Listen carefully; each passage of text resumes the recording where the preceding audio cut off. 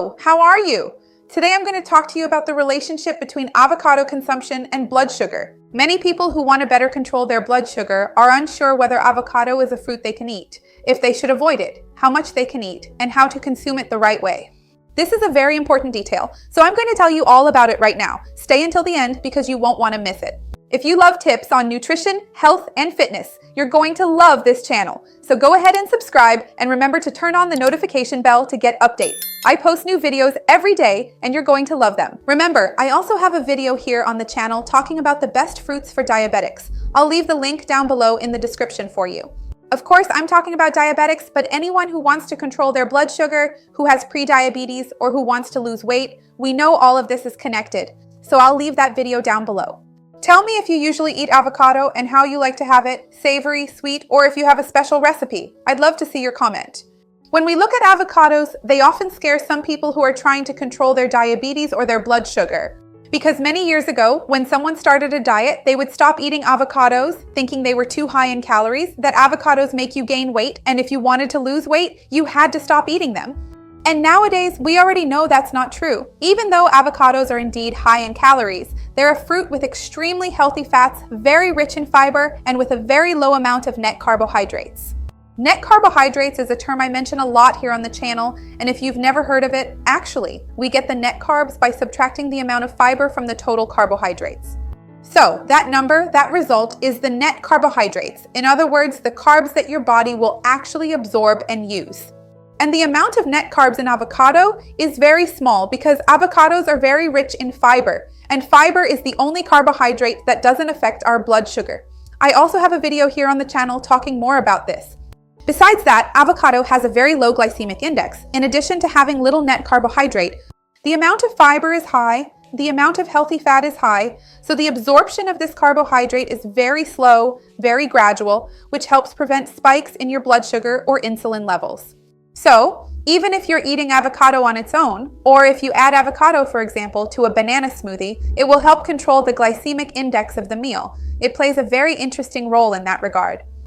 The fibers naturally present in avocado do indeed help improve the glycemic index, slow down the absorption rate, keep blood glucose more stable, and also contribute to several other complementary factors that help control blood sugar. They help to significantly increase satiety. You'll notice that avocado makes you feel very full quickly, and that feeling of fullness also tends to last longer. So, it also provides prolonged satiety, thanks to the fibers and fats that take longer to digest in the stomach, which means you end up eating less of other, more calorie-dense foods. Because avocado contains a lot of fiber and healthy fats, it also greatly aids intestinal transit. So, many people living with diabetes complain about constipation, having a slower or more sluggish bowel, and avocado can help with that as well. Avocado is a source of ultra-healthy fats, monounsaturated and polyunsaturated fats, and is rich in vitamin E, making it a very interesting fruit for our heart and our arteries. When we talk about fat and the heart, it seems like they don't go together, as if you have any heart-related issues, you need to eliminate fat from your diet, but that's not true. What you need to know is how to choose good sources of fat, because fats are also important for our health. They help transport fat-soluble vitamins, provide more energy, and the right kinds of fats can really help reduce inflammation in the body, as is the case with avocado, which also helps protect the cardiovascular system. Avocado can also play a very interesting role in weight control, as I mentioned to you. If you consume the right amount of avocado, it helps increase satiety, keeps you feeling fuller for longer, helps control blood sugar fluctuations, and helps prevent insulin spikes. All of this helps with weight control, which in turn helps with diabetes management. So it's a virtuous cycle when you eat avocado, as long as you consume it in the right amount. Of course, the right amount will always depend on each person, on your basic needs, the physical activity you do, and the rest of your diet, so it's quite a complex calculation. But on average, 1 or 2 tablespoons of avocado can be a good portion for you to add to a meal. So that can be a good amount for you to add to a salad or a smoothie. It can be an interesting quantity. Maybe you need more or less, and if you have any questions, always talk to your nutritionist in your city. Another really cool detail is that avocado is a fruit rich in potassium, a mineral closely linked to cardiovascular health. It can help control blood pressure by helping to excrete excess sodium through urine, which also reduces body swelling, decreases the body's water weight, and supports cardiovascular health as well. So that's another point in favor of avocado. It is also rich in magnesium, a mineral that can help with insulin sensitivity and glucose metabolism. So once again, if you're looking for a fruit that will bring you benefits related to micronutrients and blood sugar control, avocado is a great option. Last but not least, as I mentioned before, avocado is rich in vitamin E, antioxidants, and carotenoids. We know that people living with diabetes tend to have a higher production of free radicals because elevated blood sugar is a stressor for our bodies. So this increases the production of free radicals, and consuming antioxidants is very important to prevent problems related to complications in the future. Since avocado is a source of natural antioxidants, it can really help you in this regard. Of course, avocado isn't a miracle worker. It's no use just adding avocado once a day if you have a very unbalanced diet, high in sugar, simple carbohydrates, high glycemic index foods, saturated fats, trans fats, very high in calories, are sedentary, smoke.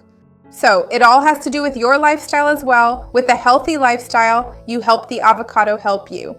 Remember that I have a playlist here on the channel that talks all about diabetes with great information, not just for those who have diabetes, but also for pre-diabetics, or for anyone who simply wants to control their blood sugar to lose weight or reduce inflammation. I'll leave this playlist down below in the description with lots of videos that you'll enjoy. There are some precautions to take when consuming avocado. One of them is the amount, how much to eat, which I've already talked to you about.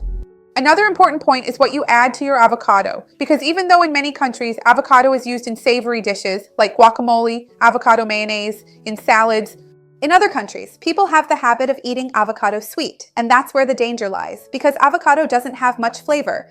So some people add lime to keep it from turning black, from oxidizing, and then add a lot of sugar, condensed milk, and it becomes a mess. Ideally, you should choose to eat avocado in a savory or neutral way, because it's neutral, it's not sweet.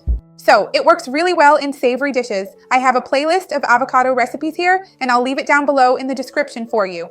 If you want to make a smoothie, a green juice, or an ice cream, remember that you can add a non-caloric sweetener, like stevia, for example, which can be a good option to give you that sweet flavor you're looking for without significantly changing the carbohydrate content or your blood sugar levels.